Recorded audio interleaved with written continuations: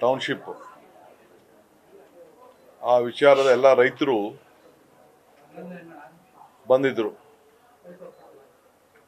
ನಾನೇನು ಘೋಷಣೆಯನ್ನು ಮಾಡಿದ್ದೇನೆ ಅವ್ರಿಗೆ ಪರಿಹಾರ ಹೆಚ್ಚು ಕಮ್ಮಿ 80% ರೈತರು ತನ್ನ ಬಂದು ಅವರು ಒಪ್ಪಿಗೆಯನ್ನು ಕೊಟ್ಟಿದ್ದಾರೆ.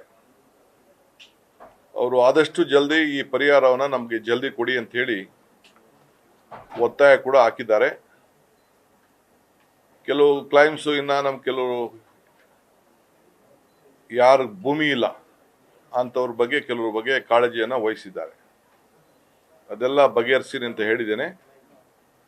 ಒಟ್ಟಾರೆ ಆ GB ಗ್ರೇಟರ್ ಬ್ಯಾಂಗ್ಳೂರ್ ಅಥಾರಿಟಿಗೆ ಸಂಬಂಧಪಟ್ಟಂಥ ಹೊಸ ಟೌನ್ಶಿಪ್ ಬಗ್ಗೆ ಆ ರೈತರು ಯಾರು ಬಂದು ತನ್ನ ಒಪ್ಪಿಗೆಯನ್ನು ಶಾಸಕರ ಪ್ರಮುಖ ಸಮ್ಮುಖದಲ್ಲಿ ಬಂದಿದ್ರು ಅವರೆಲ್ಲರೂ ಕೂಡ ಈ ಸಂದರ್ಭದಲ್ಲಿ ನಾನು ಅಭಿನಂದಿಸ್ತೇನೆ.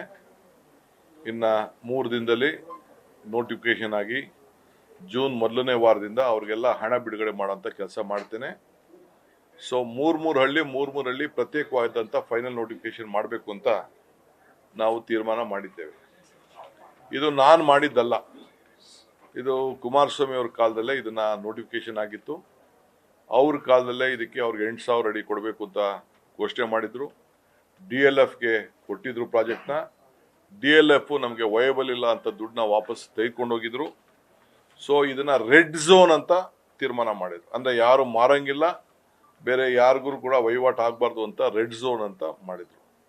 ಸೊ ಕೋರ್ಟಲ್ಲೂ ಕೂಡ ಕೆಲವರು ಅರ್ಜಿ ಹಾಕೊಂಡಿದ್ರು ಇದು ಬಿಡಬೇಕು ಅಂತ. ಕೋರ್ಟಲ್ಲೂ ಕೂಡ ಬಿಡಕ್ಕಾಗಲ್ಲ ಅಂತ ಆದೇಶ ಕೂಡ ಆಗಿತ್ತು. ಸೊ ಆ ದೃಷ್ಟಿಯಿಂದ ಇವತ್ತು ನಾನು ಇದನ್ನ ಮುಂದುವರಿಸಬೇಕು ಅಂತೇಳಿ ರೈತರುಗಳೆಲ್ಲ ವಿಶ್ವಾಸ ತಿಳ್ಕೊಂಡು ಸ್ವಲ್ಪ ಹೆಚ್ಚಿಗೆ ಪರಿಹಾರನ ಕೊಟ್ಟಿದ್ದೇವೆ ಅಂತ ನೀವು ಗಮನಿಸ್ತಾ ಇದ್ದೀರಿ. ನಮ್ಮನ್ನು ಕೂಡ ಬೆಂಗಳೂರು ಜಿಲ್ಲೆಗೆ ಸೇರಿಸಿದ್ದೀರಿ. ಮೊದಲಿದ್ದಂಥ ಬೆಂಗಳೂರು ಜಿಲ್ಲೆನೇ ಉಳಿಸಿದ್ದೀರಿ ನೀವು. ಅದಕ್ಕೆ ಅವರೆಲ್ಲರೂ ಕೂಡ ಭಾಳ ಸಂತೋಷ. ಯಾಕೆಂದರೆ ಭಾಳ ಜನ ಹೊರಗಡೆ ದೇಶದಿಂದ ಎಲ್ಲ ನೋಡ್ತಾ ಇದ್ದಾರೆ.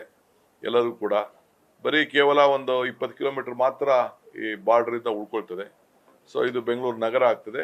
ಸೊ ನಾನು ಅವ್ರಿಗೆಲ್ಲ ಆದಷ್ಟು ನಿಮ್ಗೇನು ಪರಿಹಾರ ರೈತರಿಗೆ ನಾವು ಕೊಡ್ತಾ ಇದ್ದೀವಿ, ನೀವು ಆದಷ್ಟು ಮಾರ್ಕೊಳ್ಳೋಕೆ ಹೋಗ್ಬೇಡಿ, ಇದ್ರ ಬೆಲೆ ನಿಮ್ಗೆ ಇನ್ನೂ ಅರ್ಥ ಆಗೋದಿಲ್ಲ ಅಂತೇಳಿ ಅವ್ರಿಗೆಲ್ಲ ಮನವರಿಕೆ ಮಾಡಿಕೊಟ್ಟಿದ್ದೇನೆ. ಬಹುಶಃ ಎಲ್ಲರೂ ಕೂಡ ಒಪ್ಕೊಂಡಿದ್ದಾರೆ. ಜಲ್ದಿ ಇದಕ್ಕೆ ಮಾಡಿ ಅಂತೇಳಿ ಎಲ್ಲ ರೈತರು ಕೂಡ ಎಲ್ಲ ಒಪ್ಕೊಂಡಿದ್ದಾರೆ.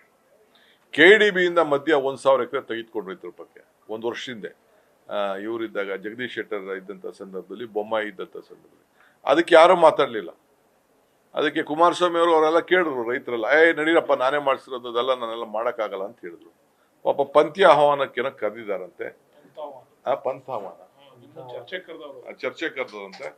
ನಾನು ಅವ್ರ ಟೈಮ್ಗೆ ನಾನು ರೆಡಿ ಇದ್ದೀನಿ. 3 ದಿನ ಟೈಮ್ ಸಾಕು ನನಗೆ.